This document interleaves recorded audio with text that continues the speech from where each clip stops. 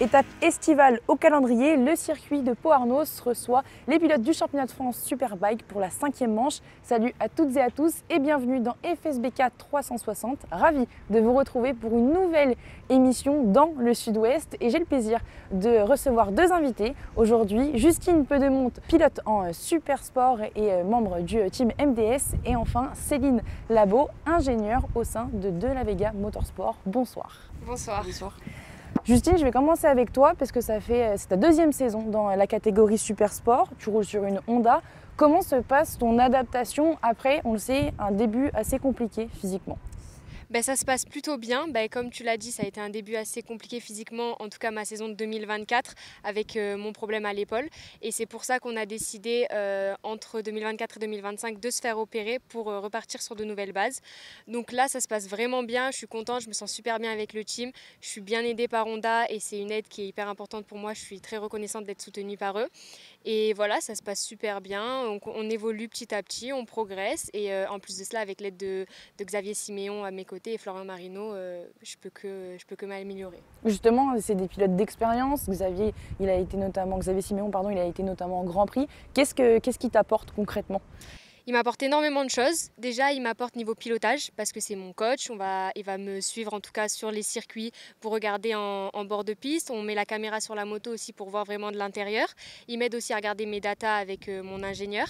Et il m'aide aussi mentalement parce que comme j'ai dit, comme tu l'as dit, c'est un ancien pilote de MotoGP et du coup en fait il sait appréhender les week-ends de course, les séances. Et tu disais Florian Marino, c'est plus côté manager et mental. Ouais, Florian c'est plus côté manager qui va m'aider sur les sponsors, tout ça, mais il m'aide aussi énormément parce qu'il me soutient depuis que j'ai 13 ans. Donc il est là depuis le début, il me connaît par cœur, il sait ce qui est bien pour moi, ce qui est pas très bien pour moi. Donc dès que j'ai besoin de quelque chose, je peux l'appeler et il sera toujours là pour m'aider. Pour qu'un pilote fonctionne, il faut des coachs, mais il faut aussi des ingénieurs. Justement, on va parler de toi, Céline, parce que pour les spectateurs qui te découvrent, est-ce que tu peux nous en dire un petit peu plus? Quel est ton rôle aujourd'hui sur le FSBK? Du coup, je suis ingénieur data pour Enzo de la Vega, mais aussi donc, pour le team de la Vega Motorsport, avec aussi donc, Julia, qui est en NSF. Et donc je vais pareil m'occuper donc de toute la partie data et électronique de la moto. Qu'est-ce qui t'a donné envie de faire ça aujourd'hui, d'être là aujourd'hui dans l'univers de la moto? Alors moi c'est un peu particulier parce que c'est une passion qui est arrivée un peu tard. J'ai personne de ma famille qui était vraiment dans le domaine, ni mes parents, ni mes frères et sœurs. Donc ça arrivait un peu plus tard et c'est plus en allant sur des courses avec des amis, en voyant des courses mais aussi voitures, moto, qui m'a donné envie en fait de travailler sur les circuits. Donc j'ai commencé en tant que commissaire de piste pendant mes études et après j'ai vraiment commencé le métier d'ingénieur data. Justement, qu'est-ce qui te plaît dans ce métier de travailler par exemple avec Enzo de la Vega qui est deuxième aujourd'hui au championnat? C'est vraiment la partie technique, toujours améliorer la moto, trouver des solutions pour qu'elle s'améliore, pour toujours aller chercher la performance au maximum.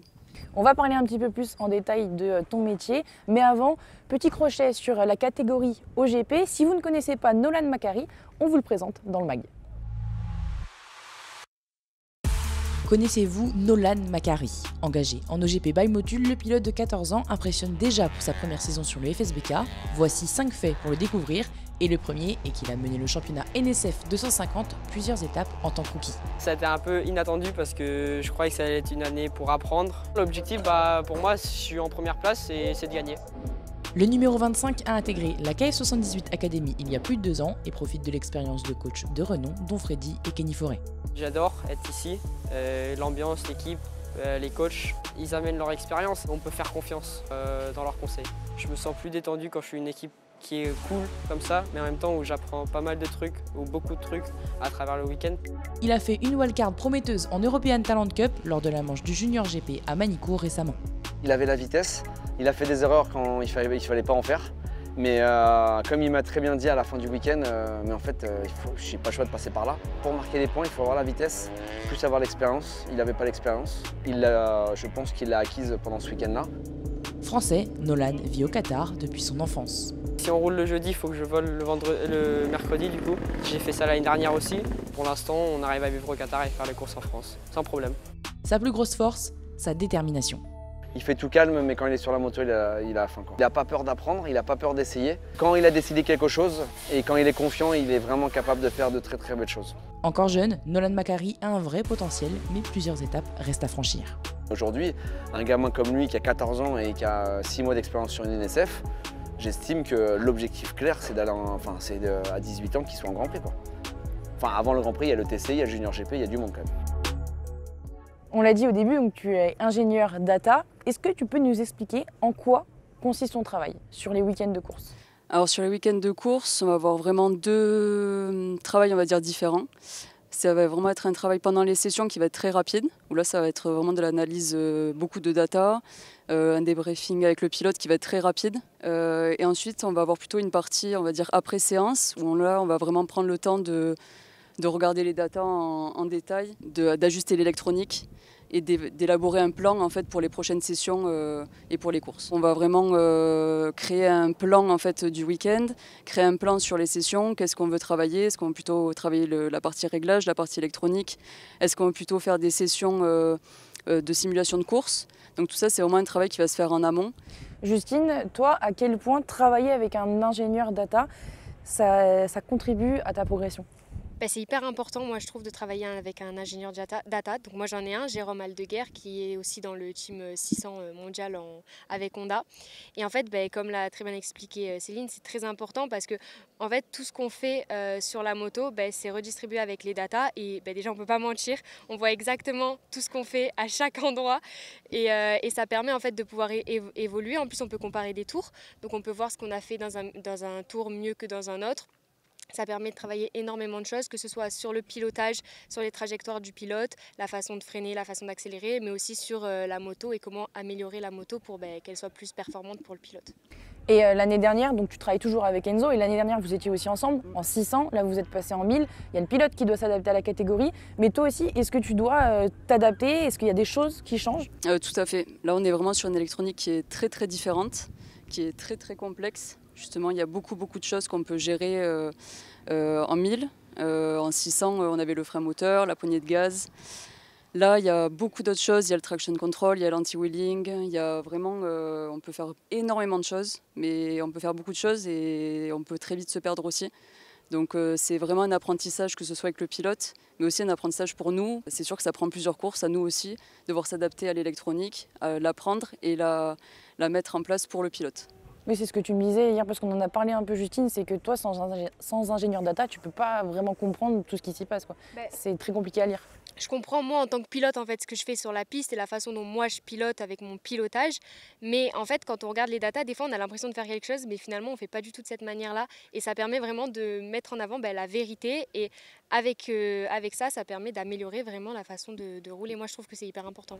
Et pour qu'un duo pilote-ingénieur fonctionne, quelle est la clé pour vous deux?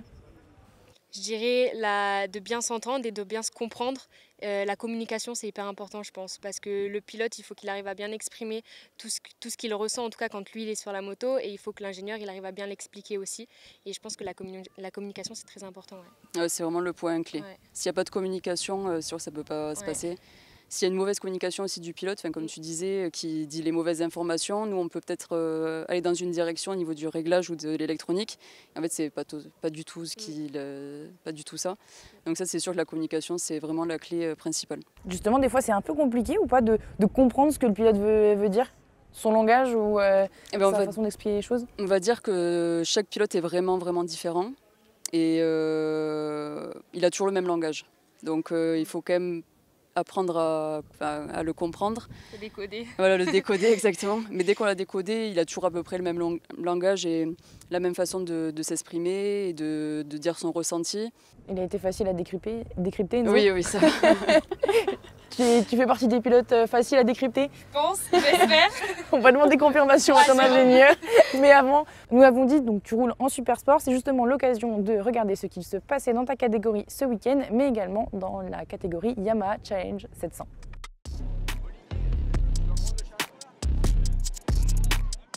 Premier départ du week-end pour les pilotes du super sport avec Bartholomé Perrin en pole position qui impose dès le premier tour son rythme.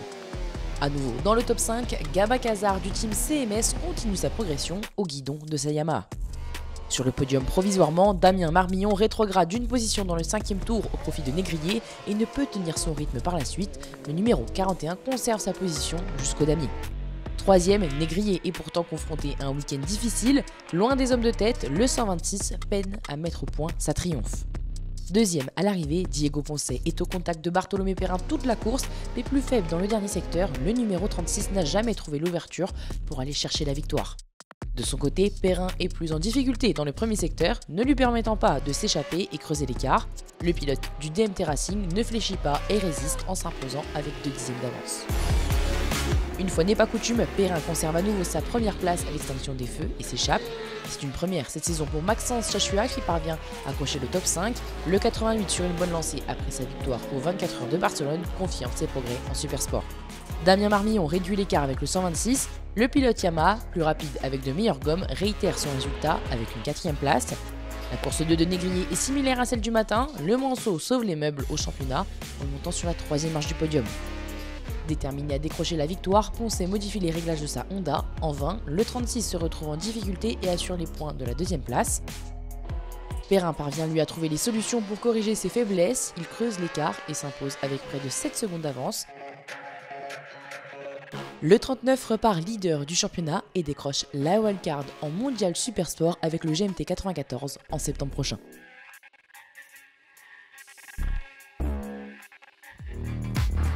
Enchaînons avec le Yamaha Challenge 700, où la bataille est rude pour le podium et la victoire.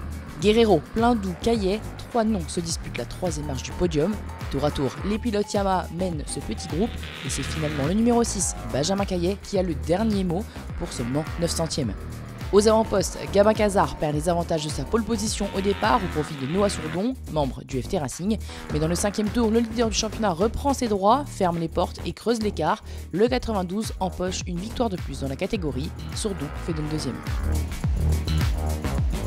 L'après-midi, les pilotes nous ont sans doute livré l'une des plus belles courses de la saison dans la catégorie, avec Cazard, leader d'un groupe composé de 6 pilotes.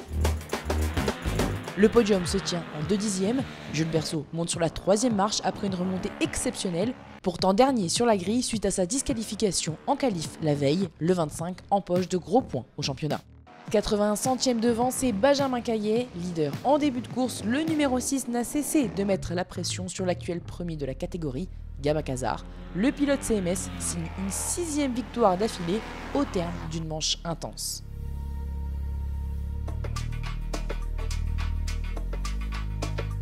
Justine, tu viens d'obtenir ton bac avec mention, donc d'abord félicitations. Merci. Et justement, on va parler un peu de ton avenir. Comment est-ce que tu vois la suite? Est-ce que tu comptes te consacrer entièrement à ta carrière sportive ou allier les deux avec le côté pro? Mais je trouve que c'est très important d'avoir toujours un plan B et c'est pour ça d'ailleurs que je suis allée jusqu'au bac cette année parce que c'était important pour moi de l'obtenir pour pouvoir continuer les études en tout cas plus tard. Là je vais faire une petite pause pour me concentrer plus sur la moto, pour pouvoir aller rouler le plus souvent possible, que ce soit avec Xavier, que ce soit avec Florian et pouvoir m'entraîner un maximum parce que c'est ce dont j'ai besoin. Mais c'est vrai que l'objectif c'est de continuer à faire des études et l'année prochaine de retourner sur Parcoursup pour une école de journalisme. Justine va venir présenter les FSBK avec moi, avec plaisir. Et par contre, on en parlait il y a quelques jours, c'est que tu souhaites toujours rester dans les championnats mixtes. Ouais, je trouve que c'est important pour moi. Après, je mets pas de côté le fait de faire une manche ou d'essayer de rouler en tout cas avec les filles parce que ça permet de la visibilité, ça c'est sûr, et ils ont fait un effort de mettre en avant les femmes, donc il faut quand même le compter. Mais pour moi, je trouve que c'est important de continuer à rouler en championnat mixte parce que c'est là où je continuerai le plus à m'améliorer et à progresser parce que c'est là où il y a le plus de niveau, quoi. Tu as toujours été dans ces championnats? J'ai toujours été là. Pour moi, c'est normal de rouler avec les garçons. Céline, tu as fait aussi du World Supersport, puisque tu as été avec le GMT 94. Tu travailles aussi avec le Junior GP en Moto 2. À quoi est-ce que tu aspires en tant qu'ingénieur data? Plus tard, quel championnat tu vises? Le Moto 2 Grand Prix, ça serait vraiment mon objectif. Pour moi, c'est la catégorie que je vise dans un futur proche ou non. Mais ça serait vraiment mon but en Moto 2. Et est-ce que l'objectif de tout ingénieur, c'est d'aller vers un championnat comme le MotoGP ou pas forcément? Alors MotoGP, c'est vrai que ça fait rêver, mais en tant qu'ingénieur, c'est très particulier parce que c'est un peu comme en F1 où on va avoir peut-être 10 ingénieurs qui vont être derrière un pilote en MotoGP. Il y en a 2 qui vont être proches du pilote, qui vont avoir une main quand même assez sur tout ce qui est justement réglage électronique. Mais il y en a peut-être 8 autres qui vont être dans le camion ou à l'usine Yamaha par exemple. Et c'est vrai que ça, c'est quelque chose qui m'intéresse moins. Moi, ce que j'aime, en fait, c'est vraiment avoir la communication avec le pilote et voir sa progression. Donc c'est vrai que MotoGP, ça peut être bien, mais pas forcément dans un camion ou à l'usine. Oui, voilà. D'être dans le box avec les pilotes. C'est ça, exactement. En Moto2, c'est vraiment un autre niveau. C'est pas comme en MotoGP et on peut avoir quand même beaucoup plus la main sur la partie réglage et sur la partie électronique comme on retrouve en fait en FSBK ou en Junior GP. Et est-ce que des ingénieurs féminines, il y en a de plus en plus dans le milieu? Parce qu'il n'y en a pas beaucoup sur les FSBK aujourd'hui. En FSBK, c'est qu'il y en a très peu, mais en Junior GP, j'étais vraiment impressionnée de voir autant de femmes. Je sais que l'autre ingénieur, donc c'est une femme aussi, qui travaille avec moi. Et il y a vraiment beaucoup de femmes, de plus en plus en fait, sur les championnats. Donc, je pense que ça s'ouvre vraiment à différents championnats et je pense que ça viendra aussi en FSBK en tant que mécanicienne et ingénieure, je pense. Il y en a déjà une de mécanicienne. Oui, c'est vrai, c'est vrai. Oui, chef mécanicienne, oui. Lucie. On avait fait un portrait si vous le souhaitez voir sur nos réseaux sociaux. Et avant de passer au quiz, place au résumé des catégories OGP et Moto 4, Moto 5.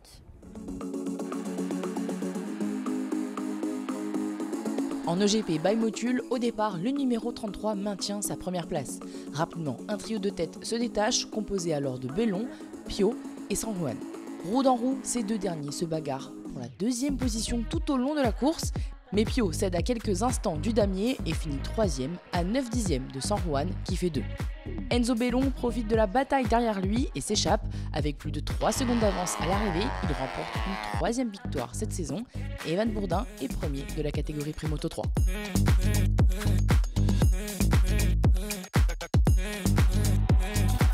En manche 2, le trio tête reste le même, mais les places et les écarts changent.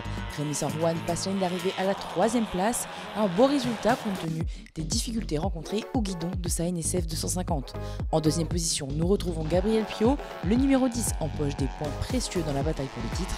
Intouchable à Pau Arnos, Enzo Bellon réalise le doublé avec plus de 3 secondes d'avance, de bon augure après une longue blessure en début de saison. Evan Bourdin, à nouveau vainqueur en Primoto 3, est toujours leader au championnat et c'est alors Pio qui passe en tête des NSF 250 devant Macari.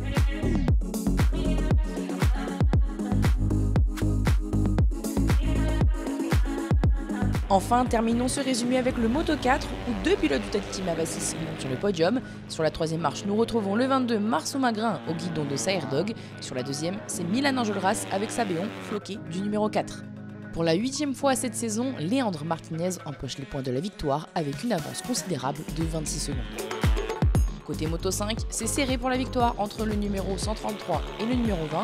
À la lutte, seulement 9 centièmes les séparent à l'arrivée, en faveur de Fabio Correra, vainqueur, Mauro Bic termine à la 2e position.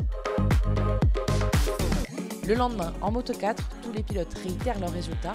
3e, Marceau Magrin a réduit l'écart avec son coéquipier Milan Enjolras qui conclut la course en 2e position.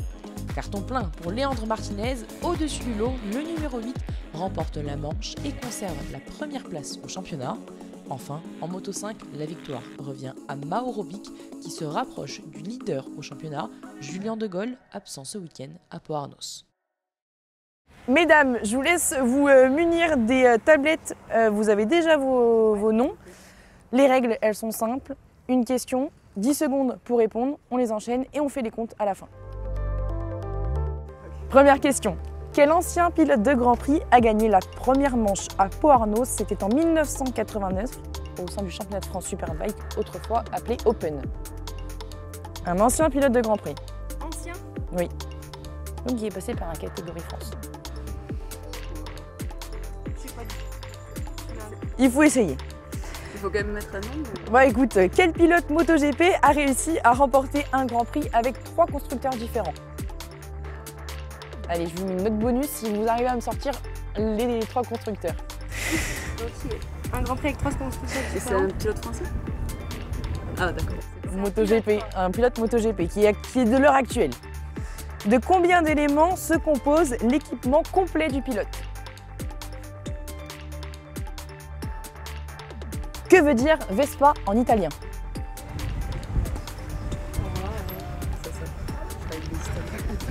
Non. Allez, voilà, éliminée directement, disqualifiée.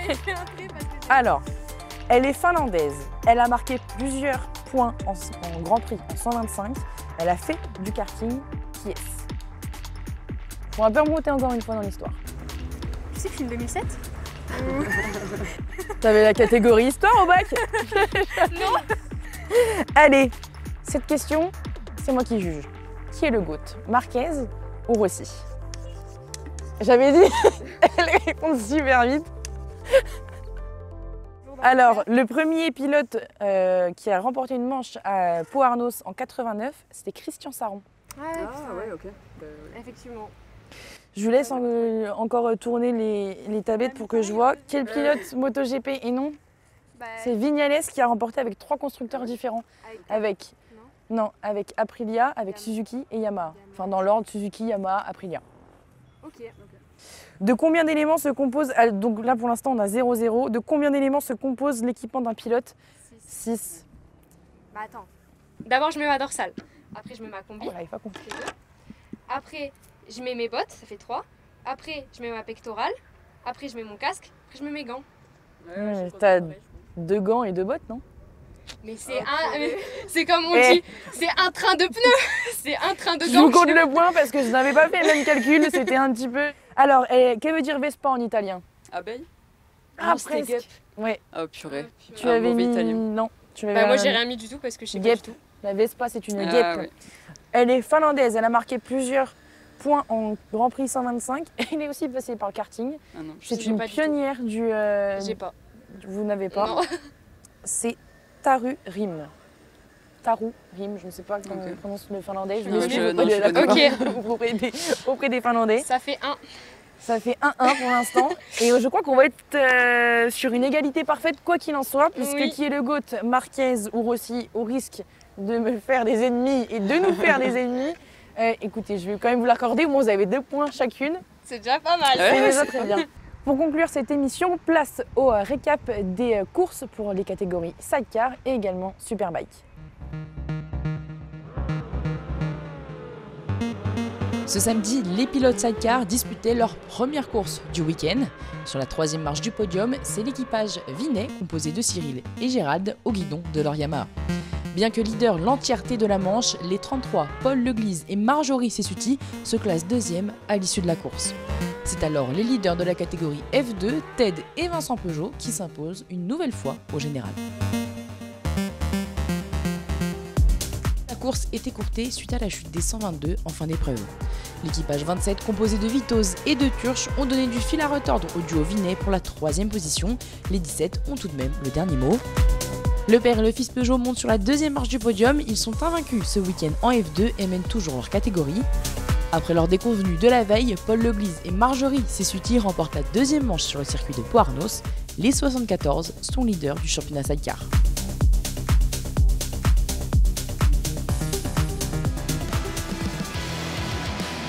Place à la catégorie reine du championnat avec le Superbike où Enzo de la Vega prend le meilleur envol sur la grille. Le rookie donne le ton, mène quelques tours avant de se faire reprendre par Forêt.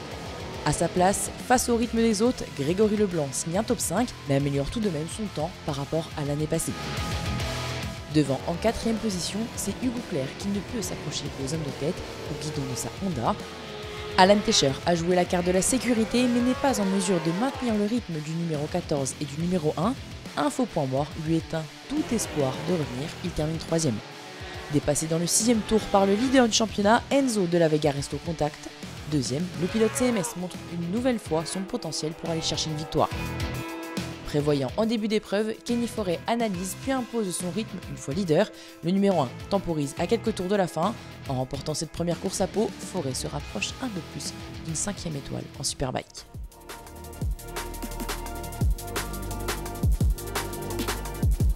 En manche 2, sous un soleil de plomb, les pilotes de la catégorie nous livrent une prestation intense en première partie. Roue dans roue, un groupe de 5 se forme, mené par Kenny Forêt, qui peut être sacré champion au terme de la course. À 15 secondes du vainqueur et de nouveau 5e à l'arrivée, il s'agit de Grégory Leblanc. Le pilote TWR se contente de cette performance. 4e, Hugo Claire réitère son résultat, toujours en difficulté avec sa moto. Le numéro 4 réussit tout de même à réduire l'écart. Du côté d'Alan Tescher, c'est une 3e position frustrante. La victoire était accessible, mais une dégradation de son pneu à 5 tours de l'arrivée l'en empêche. Partagé entre un sentiment d'amertume et de satisfaction, De La Vega s'est considérablement rapproché de la première position, menaçant c'est une nouvelle 2e place pour le numéro 14. Il remporte les 2 courses en Challenger et domine la catégorie.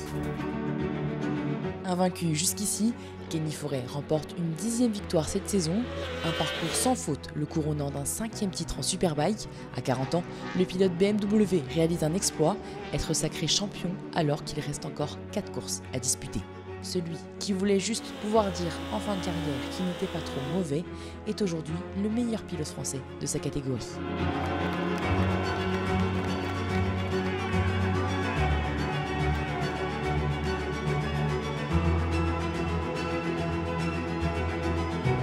Merci d'avoir été avec nous, c'était un vrai plaisir de vous recevoir sur le plateau des FSBK 360. Et quant à nous, je vous donne rendez-vous du 29 au 31 août sur le circuit de l'Anneau du Rhin pour la 6e manche du championnat de France Superbike. Salut et bonnes vacances!